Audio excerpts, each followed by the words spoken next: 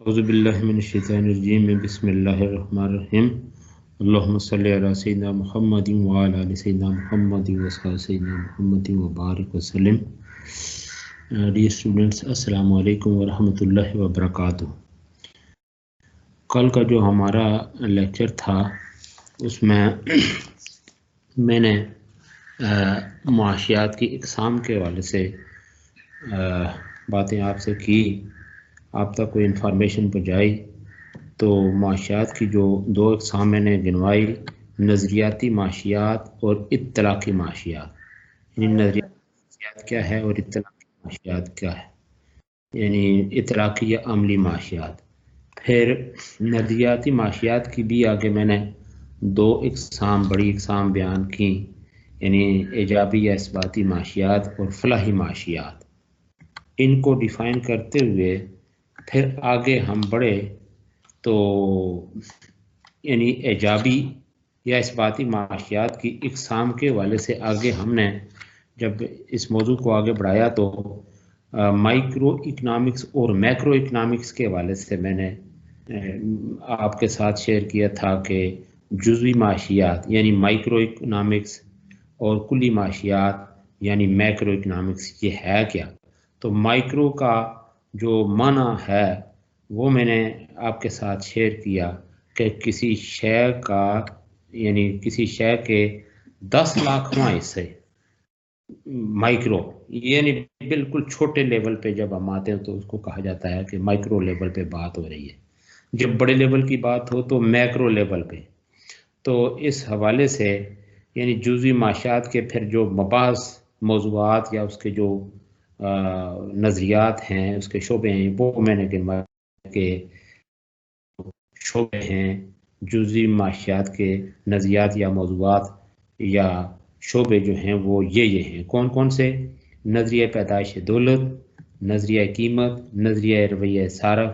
نظریہ تقسیم دولت، نظریہ توازن فرم۔ یہ چیزیں میں نے آپ کے ساتھ شیئر کی ہے۔ پھر کلی معاشیات کے حوالے سے بات ہوئی تھی، وہ تھا جزوی کلی یعنی میکرو لیول پہ، یعنی بڑے پیمانے پہ۔ تو اس حوالے سے بھی پھر اس کے اسی طرح سے میں نے اس کے مباحث یعنی کلی معاشیات کے جو بنیادی مباحث ہیں وہ کون کون سے ہیں یا شعبے یا موضوعات، تو اس حوالے سے میں نے آپ کو آگاہ کیا تھا کہ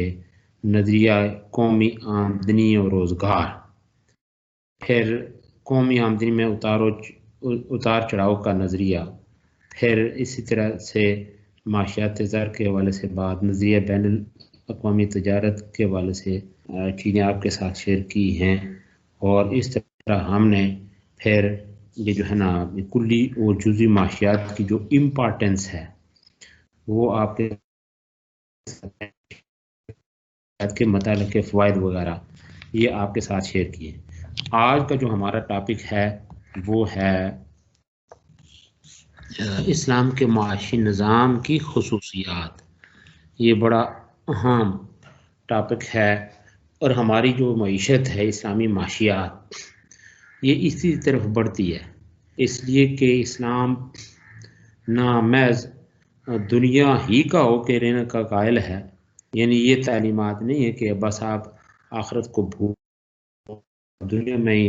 بالکل گمسم ہو جائیں، بلکہ آخرت کا تصور بھی موجود ہے۔ اور یہی وہ چیز ہے تصور آخرت جو یعنی ہر شعبہ زندگی کے اندر اعتدال اور توازن لا کھڑا کرتا ہے۔ آخرت کے تصور کو یا اخلاقی اقدار کو، ان چیزوں کو نکال دیا جائے تو پھر ساری چیزیں پھر یعنی ایک دوسرے کے ساتھ جس طرح ہے نا وہ تصادم والی بات، وہ صورتحال سامنے آتی ہے، یہ حقیقت ہے۔ اسی طرح مذہب کے حوالے سے آپ نے پڑھا کہ یہ انسان کے اندر ہر شعبہ زندگی میں اعتدال اور توازن لا کھڑا کرتا ہے۔ مذہب خاص طور پہ مذہب اسلام ہی کی بات ہم کرتے ہیں۔ تو بات یہ ہو رہی تھی کہ اسلام کے معاشی نظام کی جو خصوصیات ہیں وہ ہے یعنی میں ان ڈیٹیل آپ کے ساتھ شیئر کروں گا۔ یہ جو سکرین کے اوپر آپ دیکھ رہے ہیں یہ ہے رزق من اللہ، اکتساب مال میں جائز و ناجائز، حرمت سود، شراب کی ممانعت، اس کے علاوہ بھی یعنی یہ 20-25 ہیں، 20-25 اس میں حلال و حرام بھی اس میں آ جاتا ہے، بہت ساری چیزیں بھی انشاءاللہ آپ کے ساتھ ابھی میں شیئر کرنے والا ہوں، شیئر کروں گا۔ تو ان ساری چیزوں کو، بلکہ یہ میں ہر ایک کو سائمنٹ دیا کرتا ہوں، رزق من اللہ۔ پھر دوسرا کوئی رول نمبر 2 ہے مثلا، وہ اس کے شاید اس میں اس کا ٹاپک یہ بنے گا اکتساب مال میں جائز و ناجائز۔ اگرچہ یہ ہیں اتنی مشکل اسائنمنٹس تو نہیں ہیں، یہ موضوعات بھی اتنے مشکل نہیں ہیں، لیکن یہ کہ یہ باور کرانا، پھر یہ ہوتا ہے نا کہ بار بار جس طرح ایک خطیب ہر جمعے والے دن یعنی ہر جمعے کو یعنی اصلاح معاشرہ کی خاطر لوگوں کو اچھائی کی طرف رغبت دلانے کی خاطر متعلقہ آیات اور احادیث میں گویا کہ وہ موضوع کو آگے بڑھاتا ہے، اور پھر یہ کوئی دیکھتا ہے اگر کوئی خطیب کے سوسائٹی کے اندر یا معاشرے کے اندر خرابی پائی جاتی ہے، اس خرابی کو دور کرنے کے لیے ٹھیک ہے نا وہ لوگوں کو آگاہ کرتا ہے، پھر اللہ کا خوف دلاتا ہے، پھر خوف یہ وہ اس در حقیقت وہ خوف نہیں ہے بلکہ وہ اپنی ہی وہ کہ معاشرے کو سٹیبل کرنے کے لیے یہ چیز اللہ کا حکم بھی ہے، پھر آپ اس کو فالو کریں گے، خیر برکت بھی ہے، کامیاب زندگی کا تصور، یہ دنیا بھی بہتر اور آخرت بھی بہتر، بس حقیقت یہی ہے۔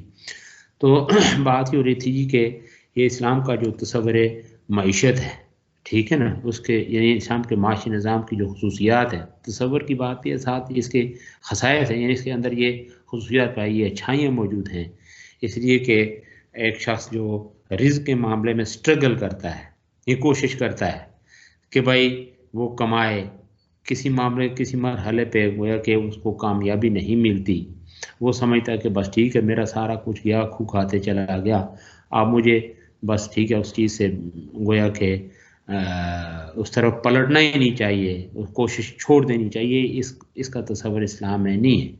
بلکہ اس کے اندر بھی اگر وقتی طور پہ اسے کوئی خسارہ یا نقصان ہے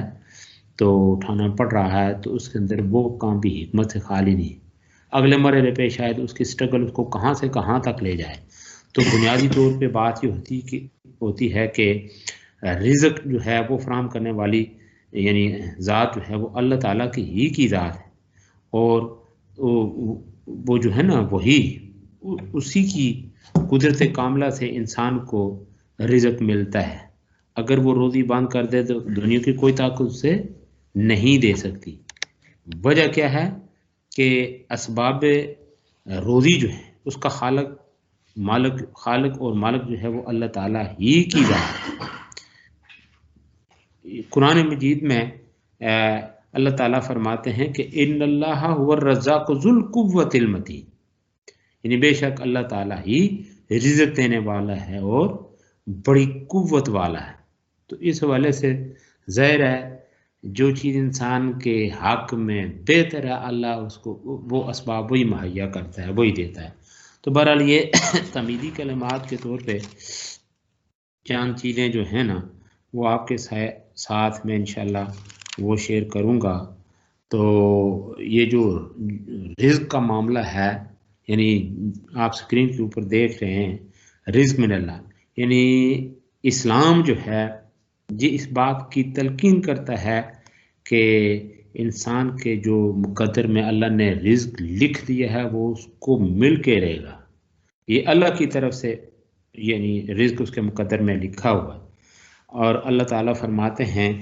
کہ وَمَا مِن دَابَّةٍ فِي الْأَرْضِ إِلَّا عَلَى اللَّهِ رِزْقُهَا، یعنی زمین پر چلنے والی کوئی مخلوق ایسی نہیں جس کی روزی کی ذمہ داری اللہ تعالیٰ نے نہ لی۔ قرآن مجید میں ایک اور جگہ اسے یوں بیان کیا گیا ہے کہ جس کو تم خدا نے یعنی جس کو تم خدا کے علاوہ پوجتے ہو، جسے تم اللہ تعالیٰ کے علاوہ پوجتے ہو وہ تمہاری روزی کے مالک نہیں، تم صرف اللہ کے ہاں رزق تلاش کرو کیونکہ وہی رزق دینے والا ہے۔ یعنی اسی طرح یعنی سورہ جمعہ میں اللہ تعالیٰ کا ارشاد ہے کہ اللہ تعالیٰ بہتر روزی دینے والا ہے، یعنی वल्लाहु खैरुर राज़िकीन। और इसी तरह सूरह नाम में भी अल्लाह ताला का इरशाद है कि अपनी औलाद को रोज़ी के खौफ से कत्ल ना करो। सूरह बनी इसराइल यानी जिसका दूसरा नाम सूरतुल इसरा है, उसमें भी अल्लाह ताला फरमाते हैं कि वला तक़्तुलू औलादकुम खश्यता इमलाक। नख्नु नर, जो माशरती काम मैं आपके साथ शेयर किया करता हूँ, ये 20-25 के लगभग ये जो है ना आयात, यानी वक़द रब्बुका अल्ला ताबुदा इल्ला इय्याहु, आगे तो यानी जिसके अंदर ये माशरती काम है, माशी काम है कि भाई किसी को वो जो है ना वो आप नाप तोल के अंदर वो नुकसान या घाटा दें, गोया कि ये जो तो अल्लाह फरमाते हैं कि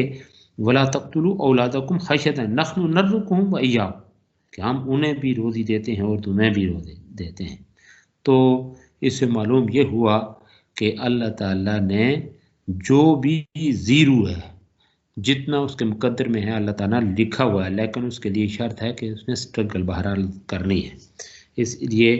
कि जो माशी तरगीब है, माशी जदोजहद है, उसको छोड़ के अगर कोई शख्स ये अल्लाह से दुआ करे, तो वाक़या मैंने आपके साथ शेयर किया था कि हज़रत उमर फ़ारूक रज़ियल्लाहु ताला ने ऐसा करने वालों के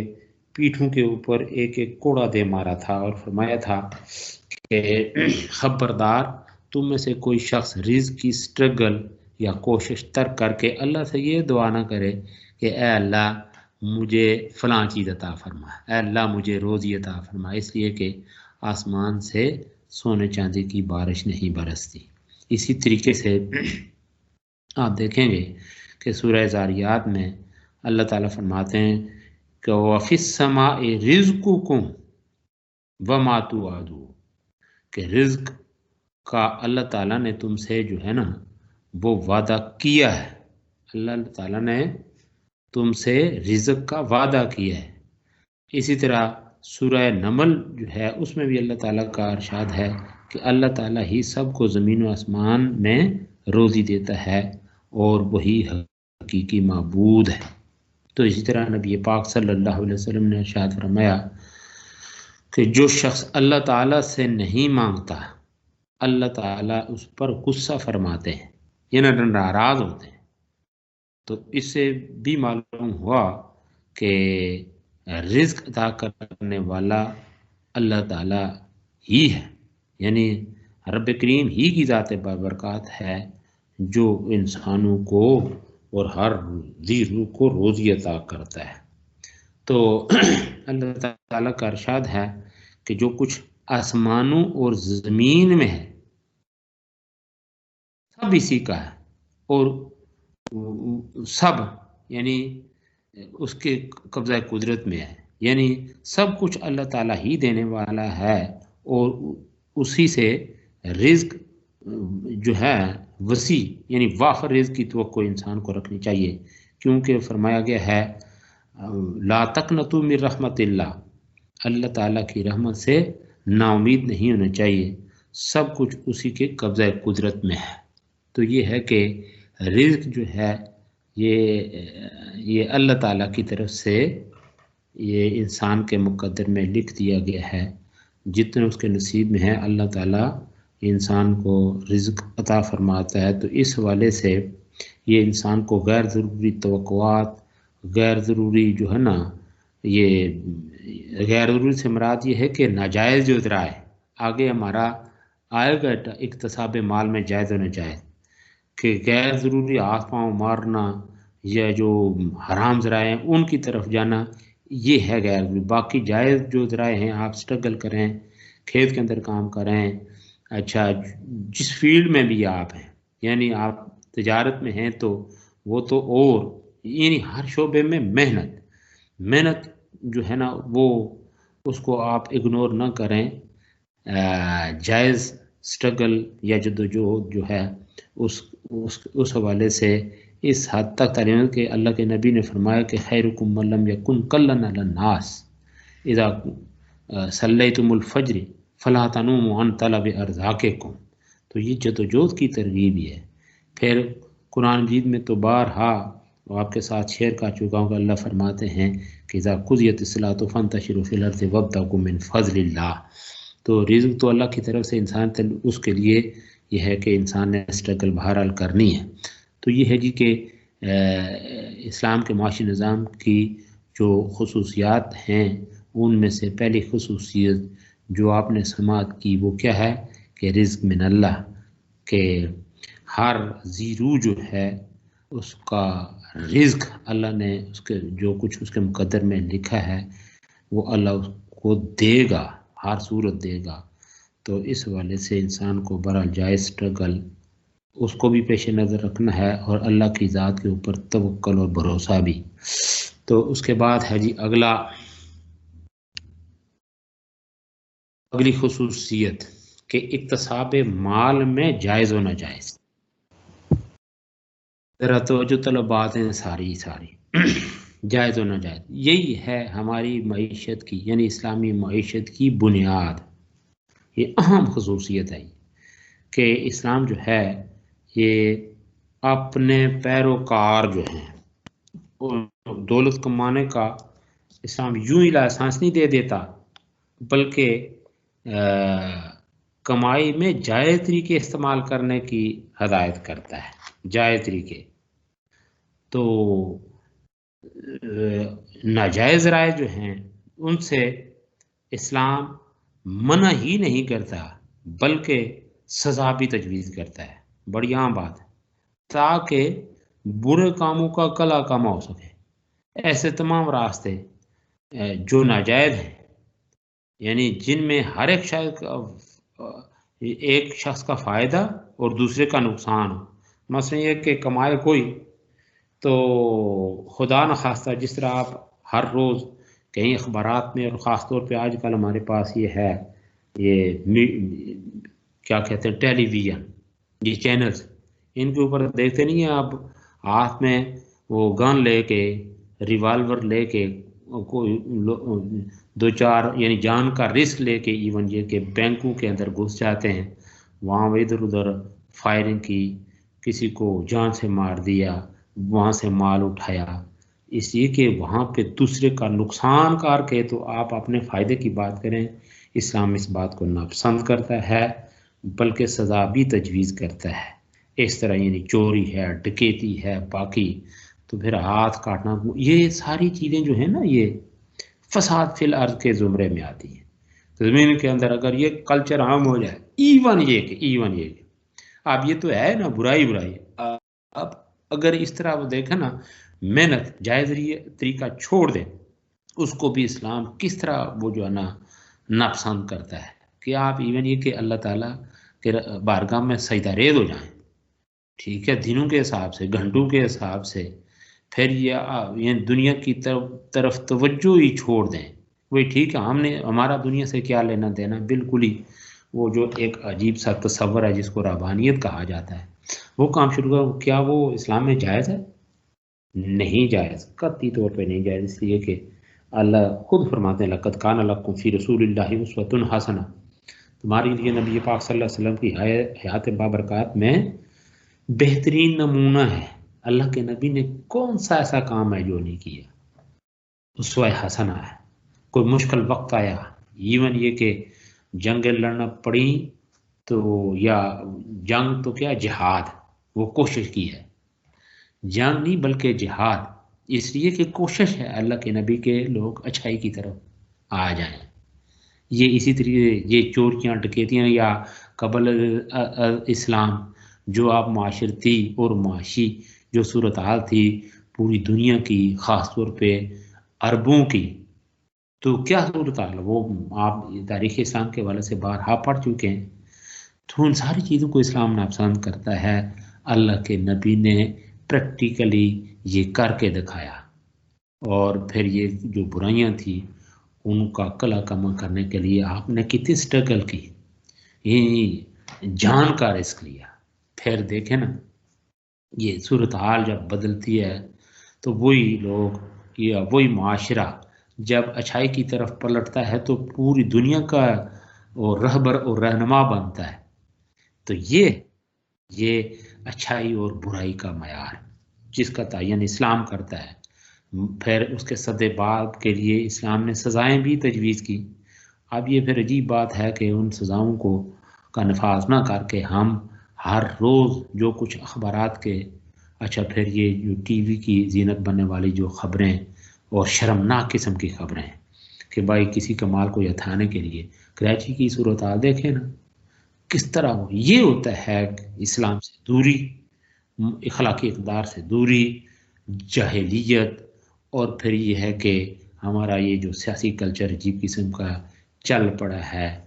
اس کے تناظر میں دیکھا جائے تو کتنا پھر یہ کہ ایک دوسرے کے ساتھ بغض حسد اور بہت ساری چیزیں ایک دوسرے کے ساتھ جڑی ہوئی ہیں. کہیں اخلاقی بے راروی ہے، کہیں بغض اور حسد ہے، کہیں اور بہت ساری چیزیں ہیں وہ کاؤنٹ کرتی ہیں. ایک چیز کو کیا سب سے بڑی بات یہ کہ دین سے دوری، جہالت، اور پھر یہ کہ درماندگی، یہ ساری چیزیں. تو بات یہ ہو رہی تھی جی کہ اسلام جو ہے یہ جائز طریقے استعمال کرنے کی ہدایت کرتا ہے. ایک اقتصاب مال میں جائز و ناجائز کے حوالے سے بات آگے بڑھ رہی ہے کہ کمائی میں اسلام جو ہے یہ جائز طریقے استعمال کرنے کی ہدایت کرتا ہے اور ناجائز رائے سے نہ صرف منع کرتا ہے بلکہ کیا آپ کے ساتھ شیئر کیا تھا کہ سزا بھی تجویز کرتا ہے تاکہ برائی کا یعنی برے کاموں کا کلا کم ہو سکے. ایسے تمام راستے ناجائز ہیں جن میں ایک شخص کا فائدہ اور دوسرے کا نقصان ہو.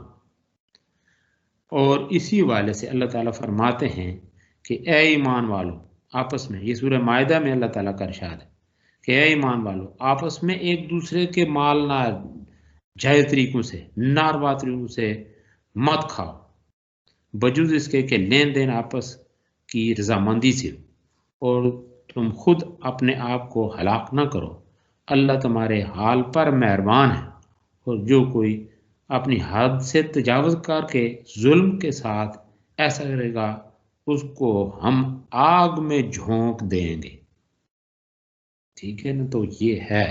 سزا. یہ کیا سا باقی دیکھیں نا، چوری ہے پھر اس کی سزا کیا ہے، قطع یاد ہے. اسی طرح کے یعنی یہ وہ ساری چیزیں ہیں جو فساد فی الارض کے زمرے میں آتے ہیں. تو بہرحال اسلام جو ہے یہ اپنے ماننے والوں پر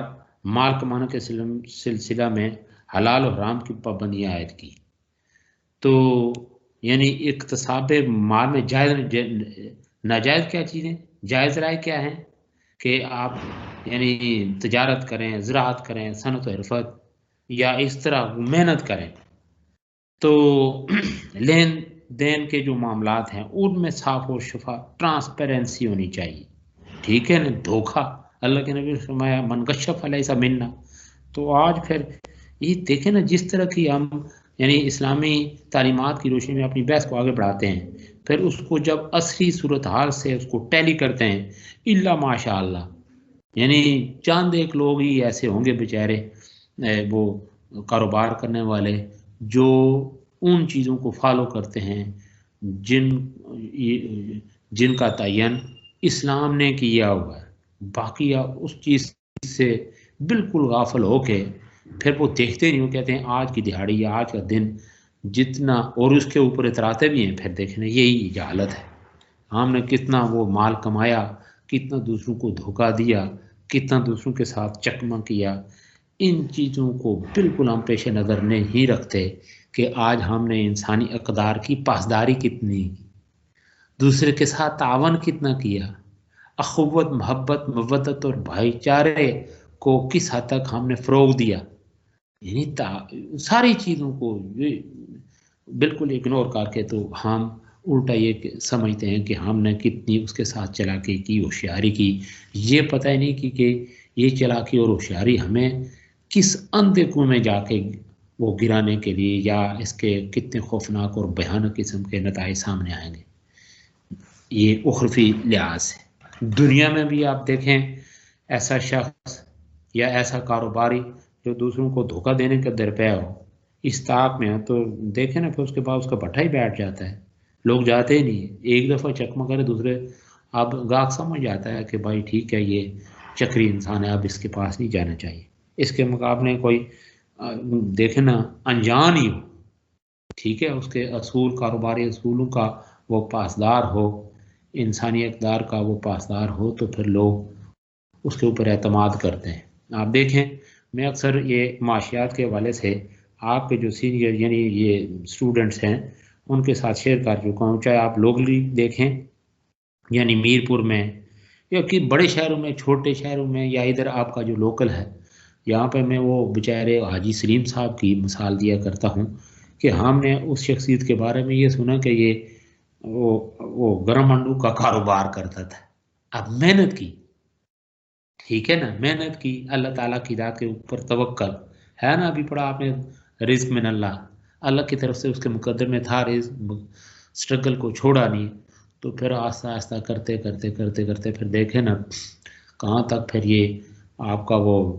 یہ ہارٹ کا جو ہاسپیٹل ہے، یہ لوگ یہ لوکلی وہ بنا کے اس بیچارے مساجد جہاں کہیں اچھی ہیں پتہ چلتا ہے وہ اس شخصیت نے بنائی، اور باقی دیکھیں نا وہ اچھے لوگ دیکھیں نا جائز طریقے سے کماتے ہیں، پھر ان کا جو آگے اس کے مصارف ہیں وہ جائز راستوں پہ اچھے راستوں پہ کرتے ہیں، دوسروں کے لیے خیر خواہی کا جذبہ ان کے دل کے اندر ہوتا ہے، پھر اللہ تعالیٰ نے اسی طرح نوازتا بھی ہے۔ آج دیکھیں، پھر آپ دیکھیں وہ نفیس میرج ہال بھی بن گئے، بیکریاں بن گئیں، ریسٹورنٹ بن گئے، پتہ نہیں کیا کیا، اور اللہ تعالیٰ ان کی آل اولاد کو بھی آگے اچھائی کے ہر مسلمان کو اللہ وہ اچھائی کے راستے پہ رکھے، اچھے کام کرنے کی توفیق عطا فرمائے۔ لیکن جو شخص اچھا کرتا ہے، جائز سٹرگل کرتا ہے، ناجائز ذرائع کی طرف نہیں جاتا، تو لوگوں کا اعتماد اس کے اوپر بڑھ جاتا ہے۔ اس کے بعد پھر دیکھیں اگر خدا نخواستہ وہ کہیں دیکھیں نا وہ ادھر ادھر تھوڑی بہت ناجائز منافع کما بھی لے، لوگوں کو اتنی پرواہ نہیں ہوتی، اس لیے کہ اگر خدا نخواستہ یہ اس طرح کی کوئی بات اس سے ہو بھی جائے تو آگے یہ دیکھیں نا اس کے جو ہے نا مصارف ناجائز نہیں،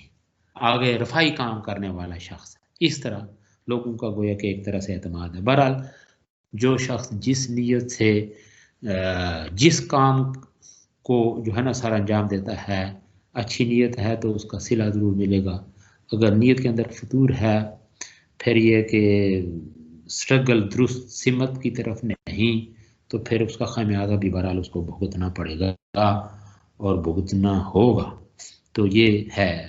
یہ قرآن کا یا اسلام کا وہ کلیہ اور قاعدہ۔ تو بات یہ ہو رہی تھی کہ جائز رائے کون سے، میں نے ابھی بات کی کہ اکتساب مال کے جو جائز رائے ہیں وہ ہیں یعنی تجارت ہے، زراعت ہے، صنعت و حرفت ہے، دیگر یہ موٹی موٹی باتیں آپ کے ساتھ شیئر کرتا ہوں۔ تو اسلام نے رزق حاصل کرنے کے تمام جائز ذرائع کی تعریف کی ہے، تعریف یعنی اصراح، لوگوں کو ترغیب دی ہے کہ وہ ان ذرائع کو اختیار کریں اور رزق حلال حاصل کریں، ایسے لوگوں کو دنیا میں ہی نہیں بلکہ آخرت میں بھی اجر ملے گا۔ اب جب آپ دیکھیں نا یہ محنت کی اہمیت کے حوالے سے کہ یعنی تجارت میں جو لوگ محنت کرتے ہیں، زراعت میں محنت کرتے ہیں، صنعت اور حرفت میں، یعنی کوئی ایون یہ کہ آپ اسٹوڈنٹس کی جب میں بات کرتا ہوں کہ آپ اس فیلڈ میں، تو آپ کا بھی وہ مقام اور مرتبہ ہے کہ خود آپ کو اندازہ نہیں ہے کہ یہ مقام و مرتبہ ہے کہ اللہ کے نبی نے فرمایا کہ جب کوئی طالب علم یعنی علم کی غرض سے طلب علم کے لیے گھر سے نکلتا ہے تو فرشتے اس کے پاؤں کے نیچے اپنے پر بچھاتے ہیں، اور یہاں تک کہ سمندر کے اندر جو مچھلیاں ہیں وہ بھی اس پر درود بھیجتی ہیں۔ تو آپ دیکھیں نا یہ ہے آپ کی اس فیلڈ میں محنت، جو کھیت کے اندر کام کرنے والا ہے وہ میں سمجھتا ہوں وہ سب کا خدمتگار ہے، اس لیے کہ وہ کھیت کے اندر کام کر کے منڈیوں اور مارکیٹوں تک آپ کے لیے وہ رزق فراہم کرنے کا ایک سبب بنتا ہے۔ تو یہی ہے کہ اللہ نے پھر ویسے بھی رزق تو تقسیم کیا ہوا ہے، کوئی ادھر کام کر رہا ہے، کوئی یہ کر رہا ہے، کوئی گاڑی ڈرائیو کر رہا ہے، کوئی لے جا رہا ہے، یعنی دیکھیے یہی ہے نظام دنیا، یہی ہے کاروبار حیات۔ تو اس کے اندر جو ایمانداری برتے پھر محنت کرے، پھر صادق النیہ ہو، تو پھر اس کے دنیا میں بھی اور آخرت میں بھی، ابھی میں نے بات کی کہ ایسے لوگوں کو دنیا میں ہی نہیں بلکہ آخرت میں بھی اجر ملے گا۔ تو اسی طرح یہ ابھی تجارت کی بات ہے، تو زراعت یہ بھی بات ہو چکی ہے، یہ انسان کا قدیم ترین ذریعہ معاش ہے زراعت۔ آپ نے پڑھا ہے نا، اللہ کے نبی نے فرمایا کانا آدم حراسن، کہ حضرت آدم علیہ السلام کیا تھے؟ کاشتکار تھے۔ وَقَانَ إِدْرِيسُ خَيَاطًا وَقَانَ نُوحٌ نَجَّارًا وَقَانَ داؤد زرارًا وَقَانَ مُوسَىٰ رَاعِيًا وَقَانَ نَبِيُّنَا صلی اللہ علیہ وسلم یَأْکُلُ مِنْ عَمَلِ یَدِهِ۔ پھر ہے اس کے ساتھ ساتھ صنعت و حرفت۔ اسلام میں اس ذریعہ کو بھی پسندیدہ نظر سے دیکھا گیا اور اسے اختیار کرنے کی ترغیب دی گئی ہے۔ قرآن حکیم میں لوہے کی اہمیت اور افادیت کا ذکر ان الفاظ میں کیا گیا ہے، یہ ہے نا سورہ حدید، اس میں آتا ہے وَأَنزَلْنَا الْحَدِيدَ فِيهِ بَأْسٌ شَدِيدٌ وَمَنَافِعُ لِلنَّاسِ، کہ ہم نے لوہا اتارا، اس میں اسلحہ جنگ کے لحاظ سے خطرہ بھی شدید ہے اور لوگوں کے لیے فائدے بھی ہیں۔ خطرہ شدید آپ دیکھیں، اب تو ایٹم بم بن گیا، اللہ معاف فرمائے، تو اس کی تباہ کاری جو ہے یہ تو کسی سے ڈھکی چھپی ہے نہیں، لیکن نفع اگر یہ لوہا اور اسٹوڈنٹ سے جب دے دیں توجہ نہ ہو، تو جب ہم آگے وائمیں پوچھتے ہیں اسی والے سے کہ لوہے کے کچھ فائدے گنائیں، تو 2-4 فائدے بھی نہیں گنوا سکتے۔ وہ بھائی یہ سریا ذرا نکل جائے، آپ پھر آپ دیکھیں نا، آپ کے وہ سروں کے اوپر جو چھت ہے، باقی معاملات ہیں لوہے کا، یعنی آپ کی زندگی کا لازمی حصہ بن گئی یہ چیزیں لوہا، ٹھیک ہے۔ تو اب تو یہ صنعت و حرفت، تو اس والے سے بات آگے بڑھ رہی تھی، یہ اکتساب مال کے جائز رائے کے والے سے، کہ صنعت و تجارت ہے، زراعت ہے، اچھا پھر اسی طریقے سے کسی بھی فیلڈ میں جو محنت ہے یعنی اکتساب مال ہے، یہ جائز، اس میں جد و جہد ہے، یہی جائز ذریعہ ہے، جد و جہد جائز، یہ نہیں ہے وہ ڈکیتی کرنے کے، وہ بھی تو جد و جہد ہی ہے، کوشش ہے کہ مجھے یوں ہی کم وقت میں زیادہ سے زیادہ، یہ مضمون کوشش ہے، اسی لیے ہے نا سعی مضمون اور سعی مشکور، اچھی اور بری کوشش، اچھی اور بری کوشش، صلاحیتوں کا پازیٹیو، صلاحیتوں کا، قوتوں کا، یا انسان کو اللہ تعالیٰ نے جو طاقت عطا کی ہے اس کا جائز استعمال، درست سمت میں قدم اٹھانا، یہ ہے جائز۔ تو ناجائز رائے کیا ہے؟ آپ محنت چھوڑ کے پھر رشوت کی طرف چلے جائیں، پھر یہ تحائف ہیں، جوا، اچھا پھر اس کے ساتھ ساتھ پھر اور دیگر جو ہیں منشیات کی طرف چلائیں، مسکرات کی طرف چلے جائیں، چوری ڈکیتی ہو گئی، رقص، کعبہ گری، ظلم، لوٹ مار، دھوکہ، یعنی ناپتول میں خسارہ دے کر مال کمائیں، پھر وہ جو دیکھیں نا یہ گانا بجانے کا سہارا لیں، کام چور بن جائیں، اچھا گداگر بن جائیں خدا نخواستہ، یعنی اقتناز اور احتکار، سودی کاروبار، اچھا پھر اس کے یعنی یہ اس طرح کے جو ذرائع اختیار کریں گے تو یہ کیا ہے؟ ناجائز ہے۔ جائز آپ کو بتا دیا کون کون سی چیزیں، اب ناجائز رائے کون کون سے ہیں یہ میں نے موٹے موٹے گنوا دیے، تو اس کو تھوڑا بہت آپ سماعت بھی کر لیں جو میں شیئر کرتا ہوں آپ کے ساتھ۔ تو اکتساب مال کے جو ناجائز رائے وہ کون کون سے ہیں؟ یہ رشوت وغیرہ جو ہے، یا جو ابھی میں نے آپ کے ساتھ شیئر کیے عام ناجائز طور پہ آپ دیکھیں، کوئی تحائف کی صورت میں لیں، باقی یہ منشیات، مسکرات، باقی معاملات، تو عام طور پر اسلام جو ہے یہ دیکھیں یہ کس طرح یعنی ناجائز رائے اختیار کرنے، اکتساب مال میں کہ جو ناجائز رائے، عام طور پر لوگ صرف دولت میں اتنی لاپرواہی نہیں برتے جتنی حصول دولت میں، ظاہر ہے اس لیے کہ میں اگر خرچ کر رہا ہوں، عام طور پر یہ عام رویہ یہی ہے، باقی جن کو اوپر والا یعنی دماغی کھانا ہی خالی ہو، نبود و نمائش یا ان کے باہم معاملات چاند ایک لوگ، تو وہ تو اس طرح بے دھڑک اس طرح خرچ کر دیتے ہیں نمود و نمائش پھر دوسروں کو دکھانے کے لیے، لیکن عام طور پر اتنا ہوتا نہیں ہے، یعنی یعنی اتنی لاپرواہی دولت خرچ کرنے میں لوگ نہیں برتے جتنی حصول دولت میں، اسی کے حریص ہوتے ہیں الذی جمع مالا وعددا، جتنی حصول دولت میں. یہی وجہ ہے کہ صرف دولت پر اسلام نے اتنی پابندیاں عائد نہیں کی جتنی حصول دولت میں صرف دولت پر، یعنی صرف دولت پر اسلام نے اتنی پابندیاں عائد نہیں کی جتنی حصول دولت میں عائد کی. یعنی اگر تقابل آپ کریں تو صرف دولت کے حوالے سے کہ بھائی ان راستوں کے، لیکن دولت حاصل کرنے کے لیے اس کے مقابلے میں ذرا پابندیاں زیادہ ہیں. اکتساب مال میں اعتدال و میانہ روی یہ ہے کہ انسان کسب معاش میں مشغول رہتے ہوئے آخرت کو پیش نظر رکھے، دنیا بھی کمائے اور آخرت سے بھی غافل نہ رہے. لیکن اس صورت میں بھی چاہیے کہ اصل مدعا و مقصود جو ہے وہ آخرت ہی ہو. اسلام نے مال کمانا پر جو ہے نا یہ جس نوعیت کی پابندیاں لگائی ہیں جن کا ذکر میں نے کیا، یعنی مثلا رشوت یہ ہے کہ مال صاحب اقتدار یا سرکاری ملازم کو پیش کیا جائے تاکہ وہ اس کے حق میں یا اس کے حریف کے خلاف فیصلہ کرے. یہ رشوت آپ دیکھیں یہ کوئی نوکری کا معاملہ ہے، جاب کا معاملہ ہے، کوئی عدالتی معاملات ہیں، کوئی اور دیگر جو ہے نا اس حوالے سے یعنی کوئی بھی معاملہ ہے تو اس میں گویا کہ وہ مال پیش کر کے رشوت دے جو اس کا یہاں پہ ڈیزرو نہیں کرتا، یہ ڈیزرو نہیں کرتا تو یہ پیسے کا استعمال کر کے تو وہ چیز وہ حاصل کرتا ہے، تو یہ ہے رشوت. تو بات ہو رہی تھی کہ رشوت یہ ہے کہ صاحب مال اقتدار یا سرکاری ملازم کو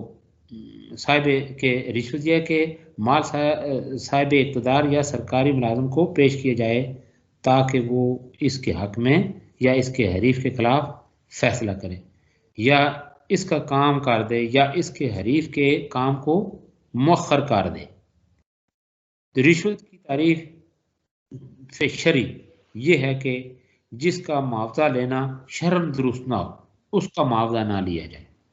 مثلا جو کام کسی شخص کے فرائض میں داخل ہے اور اس کا پورا کرنا اس کے ذمہ لازم ہو، اس پر کسی فریق سے معاوضہ لینا، جیسے حکومت کے افسر اور کلرک سرکاری ملازمت کی روح سے اپنے فرائض ادا کرنے کے ذمہ دار ہیں، وہ صاحب معاملہ سے کچھ لیں تو یہ رشوت ہے. یہ جو ابھی میں نے ریفرنس دیا یہ ہے معارف القرآن سے، مولانا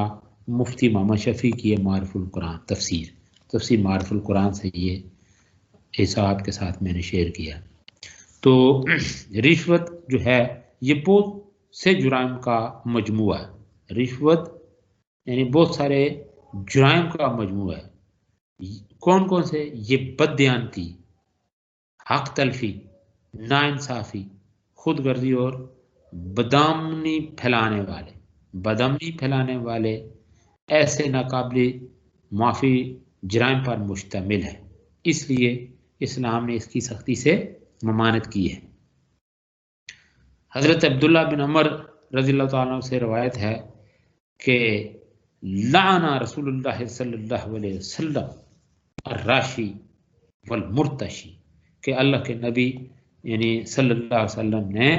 رشوت دینے والے اور رشوت لینے والے پر لعنت کی ہے. ایک اور مقام پہ ہے کہ قال رسول اللہ صلی اللہ علیہ وسلم الراشی والمرتشی کلاہما فی النار، کہ رشوت اللہ کے نبی صلی اللہ علیہ وسلم نے فرمایا رشوت دینے والا اور رشوت لینے والا دونوں جہنمی ہیں. بعض لوگ جو ہیں یہ سمجھتے ہیں کہ مجبوری اور بے بسی میں جو رشوت ہے اس حوالے سے جو رشوت اس کا معاملہ ہے وہ کس نوعیت کا ہے، تو اس حوالے سے جو فقہائے اسلام ہیں انہوں نے اس امر کی وضاحت کی ہے کہ ظالم و جابر آدمی سے اپنی جان اور عزت بچانے یا اپنا حق وصول کرنے کے لیے بے بس و مجبور انسان رشوت دینے پر گناہ گار نہ ہوگا، اس لیے وہ پھنسا ہوا ہے، بلکہ اس کے بجائے رشوت لینے والا ہی عذاب کا مستحق ہوگا۔ اب اس لیے ایک طرف دیکھیں نا یہ ہے عجیب صورت، گویا کہ وہ جو ہے نا وہ جو مجبوری کے عالم میں یہ جو رشوت لینے والا ہے اس نے یعنی ایک طرف وہ جابر ہے، ظالم ہے، پھر جو رشوت دے لینے والا ہے وہ اپنی جان اور عزت بچانے کے لیے نہ چاہتے ہوئے یہ کر رہا ہے، تو گویا کہ ایک لحاظ سے یہ اس کا جو ہے نا بار بھی اس کے اوپر، یعنی یہ دور عذاب کا مستحق ٹھہرا رشوت لینے والا۔ تو اسی طرح کنز المال کی ایک حدیث میں اللہ کے نبی صلی اللہ علیہ وسلم نے رشوت کو سخت حرام سے تعبیر فرمایا ہے، ایک اور حدیث میں سخت حرام کی تشریح کرتے ہوئے رشوت اور بدکاری کی آمدنی کو ایک ساتھ بیان کیا ہے۔ یعنی دیکھیں نا بدکاری کی اور رشوت کی آمدنی، یعنی یہ اتنا بڑا گناہ ہے کہ یہ ان کو ایک ساتھ یعنی گنوایا گیا۔ اچھا جی، پھر فرمایا کہ سخت حرام آمدنی کے دو دروازے ہیں، یعنی سب سے زیادہ یعنی سخت حرام آمدنی کے دو دروازے ہیں جن سے لوگ کھاتے ہیں، رشوت اور عصمت فروشی۔ اور کتنے افسوس کی بات ہے کہ ان واضح ارشادات کی موجودگی میں آج کا جو مسلمان ہے رشوت کو مجبوری یا فضل ربی سمجھ کر ہضم کر جاتا ہے، اور یہ آپ نے دیکھا ہوگا کہ کئی گھروں کے سامنے لکھا ہوتا ھذا من فضل ربی ھذا من فضل ربی، اگر جائز ہے تو واقعی فضل ربی ہے، یعنی اکتساب مال میں یہ اگر وہ جائز رائے اختیار کر کے آگے لکھا ہوا ھذا من فضل ربی، وہ واقعتاً فضل ربی ہے، جائز رائے نہیں ہے، ٹھیک ہے نا۔ لوگوں کا خون پسینہ اچک کے رشوت لے کے ناجائز رائے اختیار کر کے، یا جن کے بارے میں ابھی میں نے آپ کے ساتھ شیئر کیا، تو وہ ناجائز ہے، تو پھر اگر لکھتا ہے تو پھر وہ فضل ربی نہیں ہے، بلکہ آپ دیکھیں پھر وہ الٹا عذاب ربی ہے، اللہ معاف فرمائے۔ تو لکھنے سے دیکھیں نا اس طرح تو نہیں ہے کہ آپ ناجائز کما کے آگے یہ کتب وہ لگا دیں۔ تو بہرحال یہ ہمارے معاشرے میں عصمت فروش عورت کو تو نفرت کی نظر سے دیکھا جاتا ہے، لیکن کسی محکمے کا ضمیر فروش سربراہ اگر چاہے کتنی بڑی رقم لے لے اس کی عزت میں کچھ فرق نہیں آتا۔ یہ کچھ عجیب قسم کے کلچر ہے۔ حقیقت یہ ہے کہ ایسا شخص رشوت دے کر وہی کام کرتا ہے جو بازاری عورت یعنی اس جگہ پہ بیٹھ کر یہ کام کرتی ہے، ناجائز کمائی کرتی ہے۔ فرق جو ہے صرف اتنا ہے کہ فاحش عورت چند سیکھوں کے عوض یہ کام کرتی ہے، جبکہ یہ شخص جو ہے یہ لوگوں کا مال ناجائز طریقے سے یہ ہڑپ کر کے رشوت کی صورت میں وہ لوگوں کو کے جو ہے نا آمدن کے اوپر یا مال کے اوپر وہ ڈکیتی کرتا ہے۔ پھر اس کے ساتھ ساتھ یہ دوسری بات یہ تحفے طائف، یہ اکتساب مال میں جائز و ناجائز کے حوالے سے۔ تو اگر کوئی یہ ہسٹری کے حوالے سے بات آگے بڑھ رہی ہے، خاص طور پہ حضرت عمر فاروق رضی اللہ تعالیٰ عنہ کے زمانے میں، پھر اس کے بعد یا جب کبھی اس طرح کی کوئی صورتحال ہوئی، تو دیکھیں نا حضرت عمر فاروق رضی اللہ تعالیٰ عنہ تو یہاں تک وہ ڈکلیئر کر دیا تھا کہ دروازے کے اوپر دربان اس کی ممانعت تھی، یعنی چھنا ہوا آٹا، باریک آٹا، اس کی ممانعت تھی۔ تو اس والے سے اگر کوئی حاکم یا افسر کسی سے تحفہ وصول کرے تو یہ بھی اس کے لیے حرام ہے، کیونکہ دینے والی کی نیت یہی ہوتی ہے کہ وہ فلاں معاملہ میں میری رعایت کرے گا۔ تو مشکات المصابیح میں حضرت ابو امید ساعدی رضی اللہ تعالیٰ عنہ سے روایت نقل کی گئی ہے کہ نبی پاک صلی اللہ علیہ وسلم نے اس قبیلہ کے ایک آدمی کو عامل مقرر کیا۔ عامل یعنی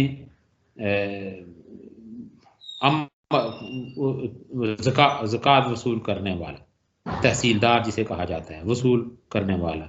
اس نے زکوٰۃ وصول کرنا تھی۔ جب یہ شخص واپس آیا تو اس نے کچھ مال اپنے لیے روک رکھا اور کہا یہ سرکاری مال ہے اور یہ مجھے تحفے میں پیش کیا گیا ہے۔ یہ سن کر آپ صلی اللہ علیہ وسلم نے خطبہ ارشاد فرمایا۔ حمد و ثنا کے بعد آپ صلی اللہ علیہ وسلم نے فرمایا کہ میں تمہارے کئی لوگوں کو ان کاموں پر مقرر کرتا ہوں جن پر اللہ تعالیٰ نے مجھے حاکم مقرر کیا ہے۔ تو ان کا ایک آدمی آ کر کہتا ہے کہ یہ مال سرکاری ہے اور یہ تحفہ ہے جو مجھے پیش کیا گیا۔ سو یہ شخص اپنے والدین کے گھر کیوں نہ بیٹھا، دیکھتا بھلا اسے تحفہ دیا جاتا ہے یا نہیں۔ اس ذات کی قسم جس کے قبضہ میں میری جان ہے، کوئی شخص اس مال سے کچھ نہیں لیتا مگر وہ اسے قیامت کو لائے گا جبکہ اسے اپنی گردن پر اٹھائے ہوگا۔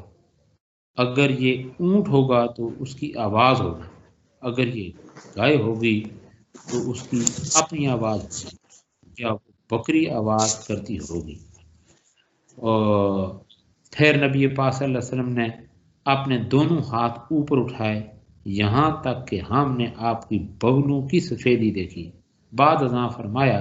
یا اللہ کیا میں نے تبلیغ کر دی؟ یہ دیکھیں یہ جو واقعہ میں نے آپ کے ساتھ جو یہ حدیث پاک یہ واقعہ آپ کے ساتھ شیئر کیا، تو یہ حضرت ابو امید ساعدی یہ روایت جو آپ کے سامنے میں نے بیان کی، یہ آپ لوگوں نے کتاب الامارہ میں، یہ صحیح مسلم میں یہ واقعہ وہاں پہ بھی میں نے خود وہاں پہ پڑھا ہے۔ تو کہ بھائی ایک شخص جو اس طرح کوئی سرقہ کرے گا یا چوری کرے گا، مال الگ کر لے گا، تو وہ جو چیز اپنی گردن پہ اٹھائے آئے گا اور کہے گا آگے سے یا رسول اللہ، آگے سے یا رسول اللہ۔ بکری ہوگی تو وہ بکری چوری کی ہے وہ میں آتی ہوگی، گائے چوری کی ہے وہ میں آتی ہوگی، جو چیز وہ اس کی گردن کے اوپر گویا سوار ہوگی، اور پھر وہ کہے گا آگے سے یا رسول اللہ، آگے سے یا اللہ کے نبی میری مدد فرمائی۔ اسی کو اتر ہی نہیں رہی، وہ بکری ہے تو ممیا رہی، گائے ہے تو ڈکرا رہی ہوگی، اونٹ ہے تو وہ تو اس طرح سے وہ بلبلا یا جس اس کی وہ آواز نکل رہی ہوگی۔ تو گویا کہ پھر اللہ کے نبی میں پھر وہ کیسے کروں گا کہ بھائی ہے کہ چور یہ کہتا ہے کہ بھائی ٹھیک ہے،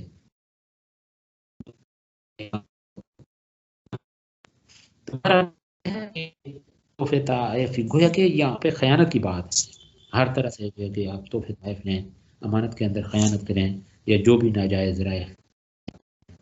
تو اس کے ساتھ ساتھ جوئے کی کمائی کا یہ انعامی بانڈ کی صورت میں ہو یا لاٹری کی صورت میں یا سیور ریفل ٹکٹ کی صورت میں، کسی زمانے میں یہ سیور ریفل چلتے رہیں،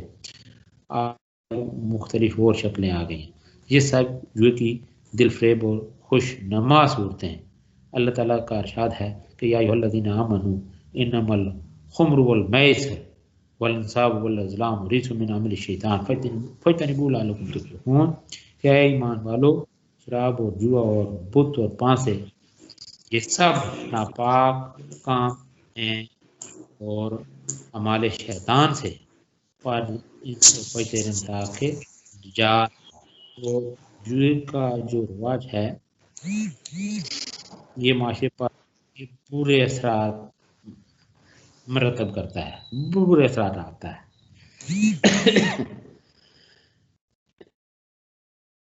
یہ اس والے سے یہ درست ہے کہ محنت بھی کرتے ہیں، یعنی یہ بھی کرتے ہیں کہ مگر ان کی محنت نہ ملک کی دولت میں اضافہ کرتی ہے نہ قوم کی بہترین صلاحیت. یعنی اس حوالے سے جو اس فیلڈ میں محنت کرتا ہے تو یہ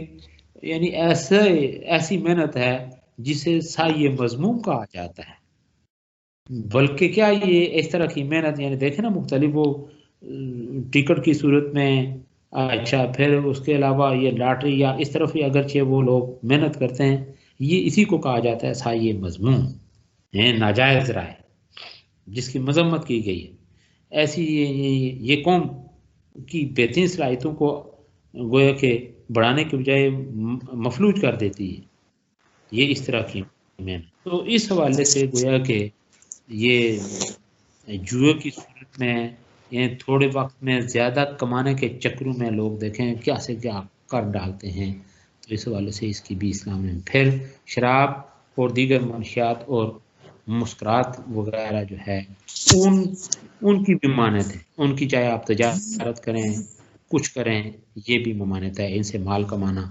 تو اسلام نے نشے والی چیزوں کے استعمال اور ان کی تجارت کی ممانعت کی ہے. مثلاً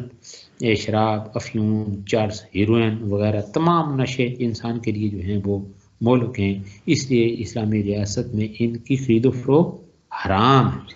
آپ یہ دیکھیں نا بات یہ ہیروئن، چرس وہ تو جو غیر مسلم ممالک ہے وہاں پہ بھی چیزیں حرام ہیں. شراب کی حد تک آپ دیکھیں یہ یورپ میں یا باقی تو وہ، لیکن اس کے اندر بھی دیکھیں پھر جو کچھ اس کا بیڑا ہم اگر کرتے ہیں تو شاید وہ وہاں پہ اس طرح سے وہاں پہ بھی نہ جو دیکھیں. تو اس لیے اسلامی ممالک میں ان کی میں نے بھی بتایا خرید و فروخت حرام ہے. اس والے سے حضرت عبداللہ بن عمر رضی اللہ تعالیٰ عنہ سے روایت ہے کہ رسول اللہ صلی اللہ علیہ وسلم نے فرمایا ہر نشہ لانے والی چیز جو ہے وہ خمر اور ہر نشاور چیز حرام. جس نے دنیا میں شراب پی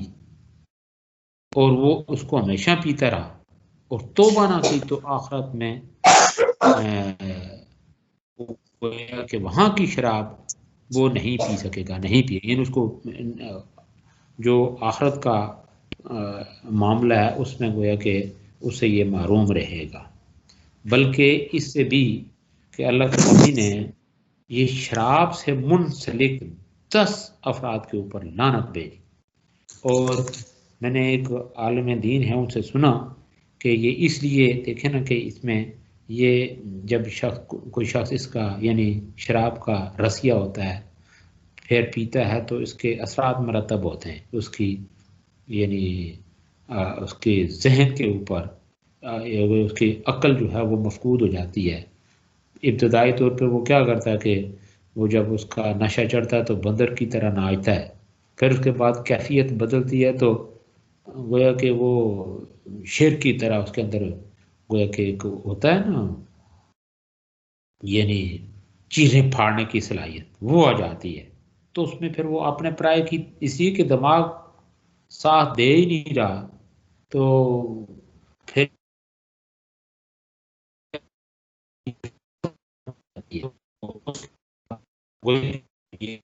دبوچنے کے اوپر آ جاتا ہے. کوئی آلہ آ جائے، کوئی خدا نخواستہ وہ جو کسی کے اوپر بار گن آ جائے یا پھر اس کے پھر وہ دوسرے کی جان لینے کے اوپر تل جاتا ہے. پھر اپنے پرائت کی تمیز ختم ہو جاتی ہے. پھر کیفیات جب بدلتی ہیں تو پھر وہ کہتے ہیں کہ سور کی طرح بغیرت ہو جاتا ہے. یعنی پہلے کس طرح کیفیت بدلی، بندر کی طرح ناچتا ہے،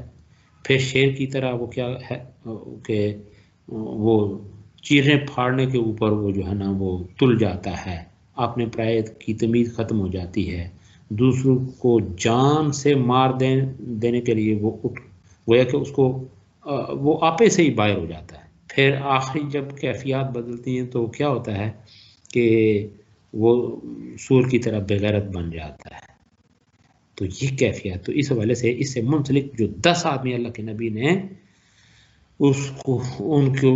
کے اوپر اس سے منسلک اس کاروبار سے 10 افراد کے اوپر اللہ کے نبی نے لعنت فرمائی. تو بات یہ ہو رہی تھی کہ اللہ کے نبی نے فرمایا کہ ہر نشہ لانے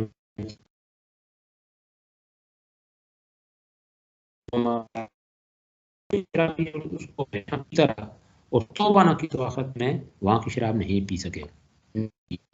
تو اسی طریقے سے حضرت انس رضی اللہ تعالیٰ عنہ فرماتے ہیں. اور ایک بات یہ بھی یاد رکھیں، میں نے عالم دین سے یہ بات، جب تک کوئی شخص یہ توبہ نہیں کرے گا اس سے، یہ جو دائم الخمر ہے، یہ بڑی بڑی راتیں بھی اس کو نہیں بخشوا سکتی. یعنی بڑا گناہ کیا ہے؟ شرک. اس سے توبہ نہیں کرے گا تب بھی بات نہیں بنتی. دائم الخمر جو ہے ہمیشہ، یعنی شراب کا رسیہ، توبہ نہیں کرتا تو یہ پھر دیکھیں اس کو بھی وہ چیز وہ ہے کہ اس کی بخشش و مغفرت نہیں. یعنی وہ رمضان، لیلۃ القدر جیسی راتیں، وہ بھی اس کی مغفرت و بخشش نہیں کروا سکتی جب تک کہ یہ توبہ نہیں کرتا. ہاں توبہ ایک ایسا نسخہ ہے کہ تائب من ذنبکم اللہ سنبھالا. تو اللہ کے نبی صلی اللہ علیہ وسلم نے شراب کے سلسلے میں 10 آدمی پر لعنت بھیجی، یعنی اس کے نچوڑنے والے پر. اچھا، آپ نے لیے اس کے نچوڑنے والے پر، اس کے پینے والے پر، اس کے لے جانے والے پر، اس شخص پر جس کے لیے وہ لے جائی جائے،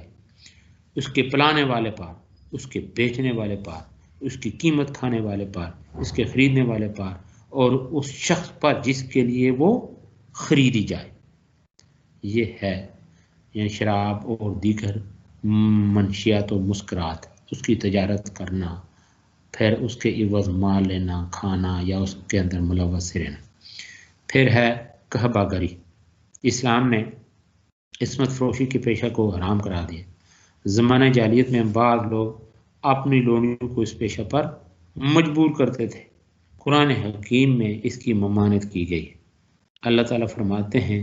اور اپنی لونیوں کو اگر وہ پاک دامن رہنا چاہے تو دنیاوی زندگی کے فائد حاصل کرنے کے لیے بدکاری پر مجبور نہ کر. مشکات المصابیح میں حضرت رافع بن خدیج رضی اللہ تعالیٰ سے روایت ہے کہ اللہ کے نبی صلی اللہ علیہ وسلم نے فرمایا بدکار عورت کی کمائی پلید ہے. تو اس کے ساتھ ساتھ رقص اور جنسی یہ جو ہے نا فنون، یعنی رقص، فحش گانے، حیا سوز ایکٹنگ اور اس قسم کے دوسرے بیہودہ کام جن سے جنسی ہیجان پیدا ہو، سب ممنوع. تو پھر یہ کتنی بڑی بدقسمتی ہے کہ یہ کہیں ایک دیکھیں کوئی انڈیا کے چینلز، کوئی کیبل کے کمالات، پھر اس طرح اور یہ کیا کیا پھر اس کے اوپر باتیں کی جائیں. تو یہ چیزیں اب دیکھیں نا، ایک تو ہے اپنی جگہ پہ، پھر ان کو یعنی دوسروں کے سامنے گویا کہ ان کو جو ہے نا ان کی نمود و نمائش، ٹھیک ہے نا، اور لوگوں کو پھر اس طرف ان کی توجہ مبذول کروانا. تو یہ اب اور یعنی گناہ کے اوپر گناہ. تو اسلام یہ درس دیتا ہے کہ ان امور سے بھی پرہیز کرو جو برائی کی طرف لے جانے والے، جن کو آپ دیکھیں نا ادھر سد ذرائع کہا جاتا ہے. تو اللہ تعالیٰ فرماتے ہیں وَلَا تَقْرَبُوا الزِّنَا إِنَّهُ كَانَ فَاحِشًا وَسَاءَ سَبِيلًا، کہ بدکاری کے قریب نہ پھٹکو، بے شک وہ بے حیائی اور بری راہ ہے. چوری اسی طرح سے ہے. اسلام نے چوری کے ذریعے حاصل شدہ آمدنی کو حرام قرار دیا ہے. اس کے لیے سخت سزا مقرر کی ہے. ارشاد ربانی ہے السارق والسارقۃ فاقطعوا ایدیہم جزاء بما کسبا نکالا من اللہ. اور جو چوری کرے مرد ہو یا عورت، ان کے ہاتھ کاٹ ڈالو، یہ ان کے فعلوں کی سزا ہے اور خدا کی طرف سے عبرت ہے. تو اب یہ ہے کہ جو لوگ یہ دیکھیں عادی چور ہوتے ہیں، جن کا گویا کہ محنت کی کو چھوڑ کے ان کا مطمع نظر یہ ہوتا ہے کہ اسی گویا کہ راستے کے اوپر وہ رہتے ہیں کہ بھائی ٹھیک ہے، کہیں کوئی وہ جو ہے نا موقع ملے تو وہ دوسروں کا مال اٹھا لیں. تو یہ ہے اسلام میں. پھر اسی طرح سے ہے لوٹ مار، کسی کا مال اس کی رضامندی کے بغیر حاصل کرنا، یہ بھی جائز نہیں. حضرت عبداللہ بن یزید رضی اللہ تعالیٰ عنہ یہ نبی کریم صلی اللہ علیہ وسلم سے روایت کرتے ہیں کہ آپ صلی اللہ علیہ وسلم نے لوٹنے اور مسلح کرنے سے منع کیا ہے. حضرت عمر بن حسین سے روایت ہے کہ آپ صلی اللہ علیہ وسلم نے فرمایا جو شخص لوٹ ڈالے وہ ہم میں سے نہیں۔ پھر ظلم اور غصب، اس کی بھی مانت ہے کہ کسی کے مال یا جائیداد کو غصب نہیں کیا جا سکتا۔ ارشاد ربانی ہے کہ بے شک جو لوگ یتیموں کا مال نہ حق کھاتے ہیں وہ بس اپنے پیٹوں میں آگ ہی بھرتے ہیں اور عنقریب وہ دہکتی ہوئی آگ میں جھونکے جائیں گے۔ حضرت سعید بن زید رضی اللہ تعالیٰ سے روایت ہے کہ رسول اللہ صلی اللہ علیہ وسلم نے فرمایا جو شخص ازرہ ظلم ایک بالشت زمین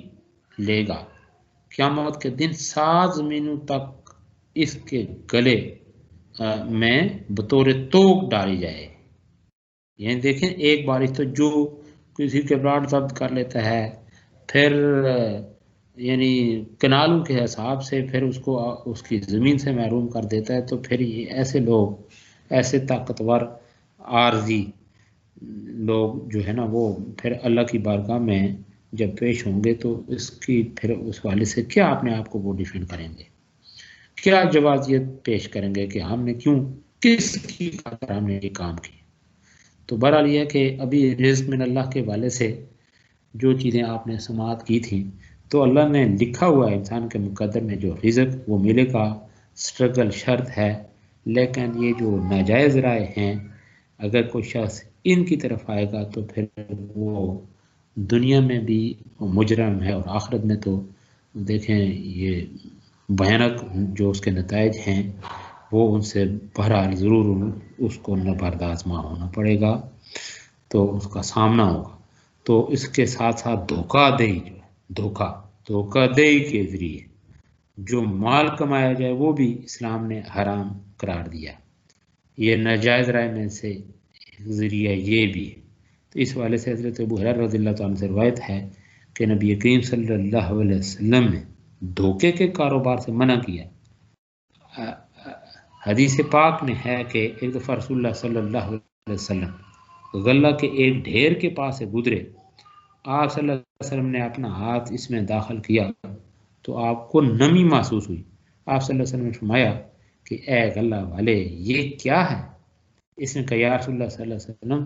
اس پر بارش ہوئی تھی۔ آپ صلی اللہ علیہ وسلم نے فرمایا تو نے اس غلہ کے اوپر اس کو غلہ کے اوپر کیوں نہ رکھا تاکہ لوگ دیکھ سکیں؟ جو شخص دھوکہ دے وہ مجھ سے، من غش فلیس منی، یعنی آپ دیکھیں نا اسی طرح مختلف اشیاء ملاوٹ کر کے مال کمانا بھی حرام۔ یعنی وہ جو تھا نا اوپر جو دانے تھے وہ خشک تھے، چاہے گندم تھی یا کوئی بھی وہ غلہ تھا، تو اندر جب اللہ کے نبی نے ہاتھ ڈالا تو اندر سے نمی اور باہر سے ذرا،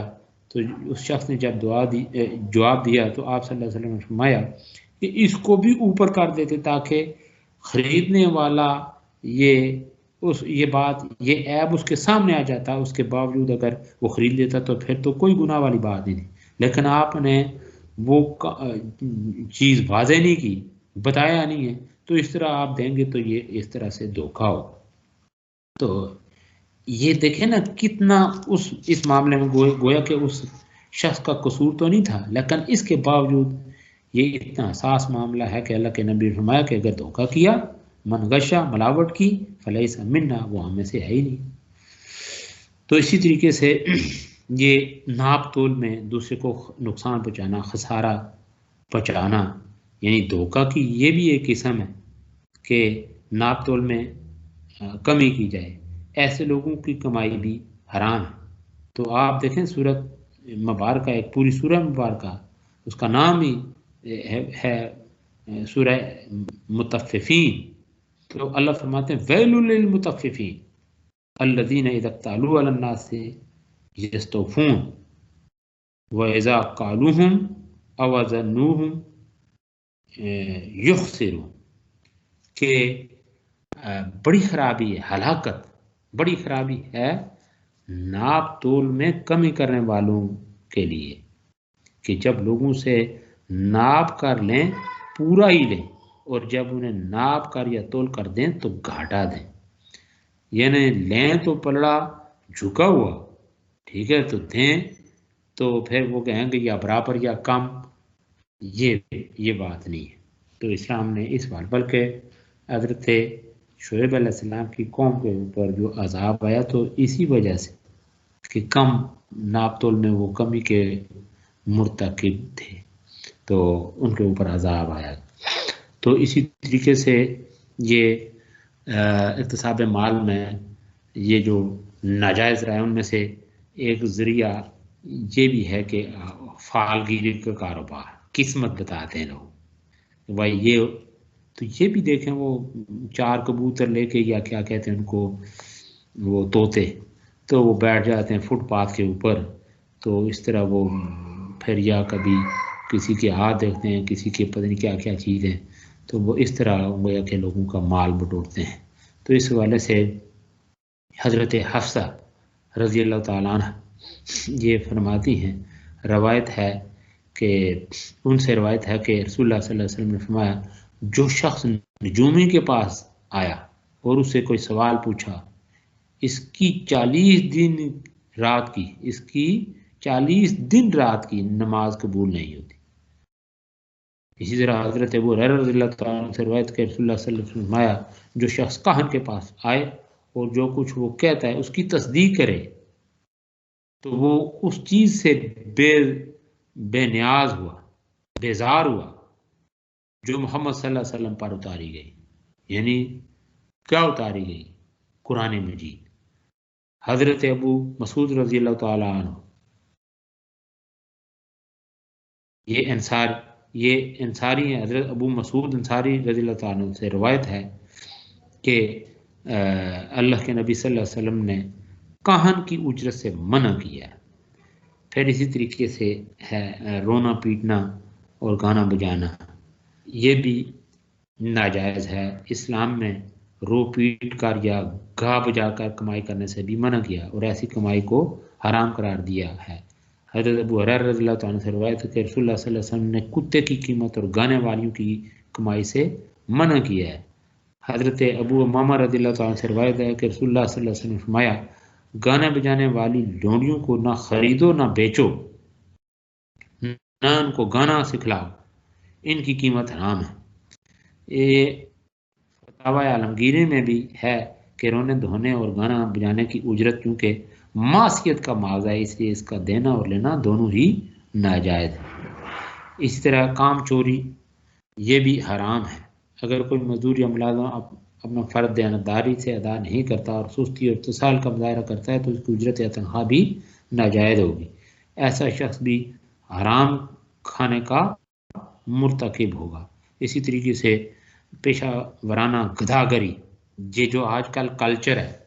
سودی کاروبار، یہ تو ہمارا ایک اگلا ٹاپک ہی اس کے اوپر ہے اور یہ بڑا لینتھی ہے یہ سود۔ اس حوالے سے بھی ہم حرمت سود اور آگے پورا ایک آپ کا اگلا ایک بڑے لیول پہ ایک ٹاپک آئے گا، بلکہ اس کی اسائنمنٹ بھی میں انشاءاللہ دوں، اس کے اوپر میں نے یہ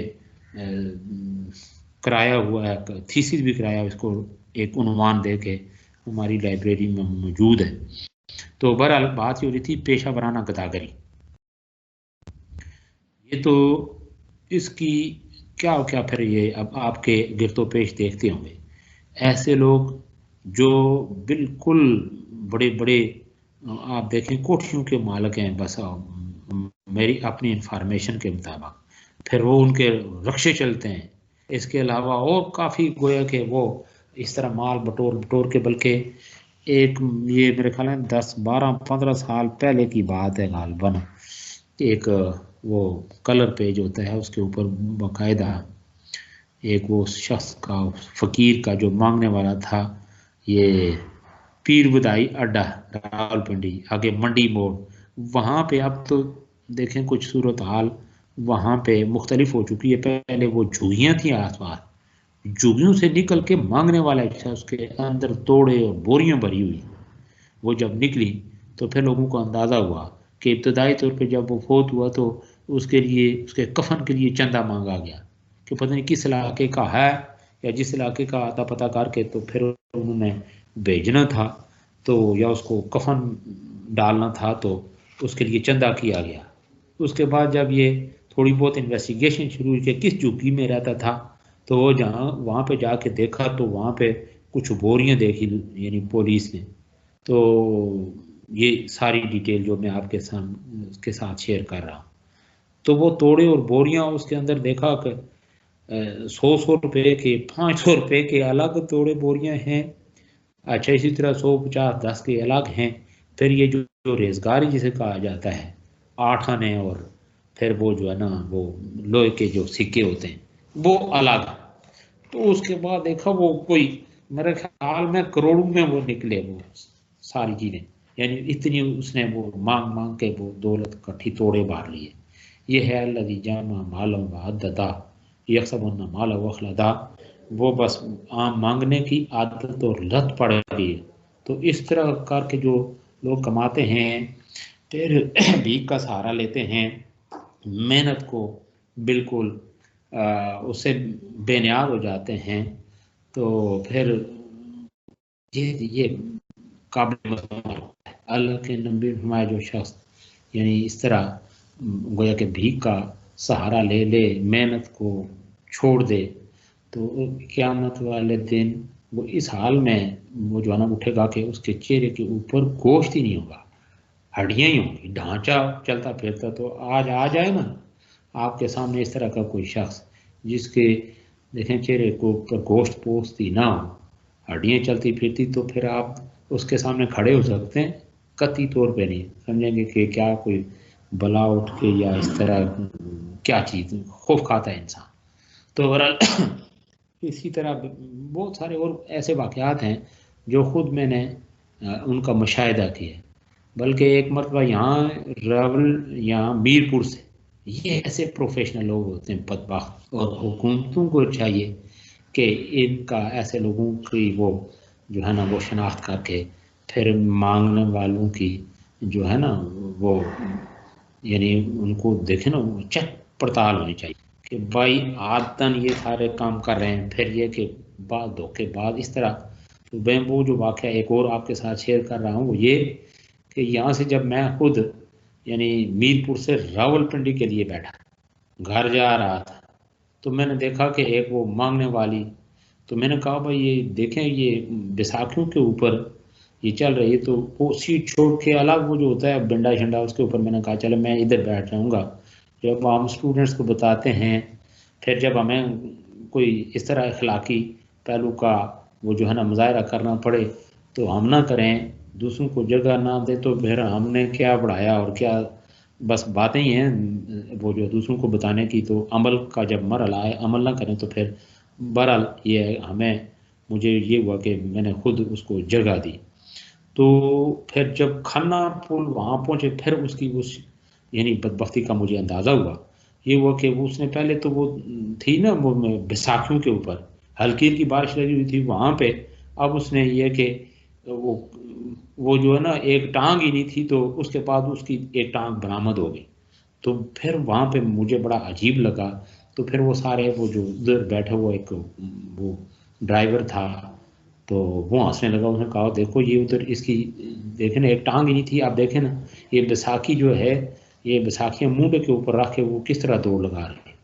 تو اس کے بعد وہ باتیں جب انہوں نے کی آپس میں ڈرائیور نے اور باقی ایک دو سواریوں نے, ان کا یہ مانگنے کے لیے آئی تھی تو پیسے یہاں سے بٹور کے مانگ کے, تو اب یہ دیکھیں نا یہ بیساکھیاں جو ہے منڈے کے اب اس کی دوسری ٹانگ برآمد ہو گئی ہے. دیکھیں نا عالم معذور نہیں تھی تو اس نے کہیں وہ ٹانگ باندھ کے تو اس نے مذموم حرکت کی. تو ایسے بدبخت لوگ بھی ہوتے ہیں. تو بہرحال اللہ تعالیٰ معاف فرمائے. تو بات یہ ہو رہی تھی جی ہمارا آگے ٹاپک جو ہے اگلا جو پوائنٹ تھا وہ حرمت سود کے حوالے سے. یہ بڑا لمبا ٹاپک ہے. سود کے معنی مفاہیم, اس کی اقسام, پھر اس کی مذمت قرآن حکیم کی روشنی میں, احادیث کی روشنی میں. یہ انشاءاللہ میں ابھی گھڑی کے اوپر دیکھ رہا ہوں کوئی وقت کلوز ہو رہا ہے آپ کا, تو انشاءاللہ یہ کل ہم ان ڈیٹیل اس کو بھی دیکھیں گے تاکہ اگلا جو ہمارا ایک مستقل ایک یہ ٹاپک آئے یہ یہیں کلیئر ہو جائے. تو آگے جب دوبارہ ہم اس کا تکرار اعادہ سرسری طور پہ کریں گے تو بات یہاں پہ انشاءاللہ کل اس کو میں آپ کے ساتھ شیئر کروں گا حرمت سود کے حوالے سے. یہ اگر آپ کے پاس کچھ ہو یہ میٹیریل تو اس کو ذرا دیکھیں بھی، شیئر بھی کریں. تو اللہ تعالیٰ سب پہ کرم فضل فرمائے. تو جزاک اللہ. اللہ حافظ.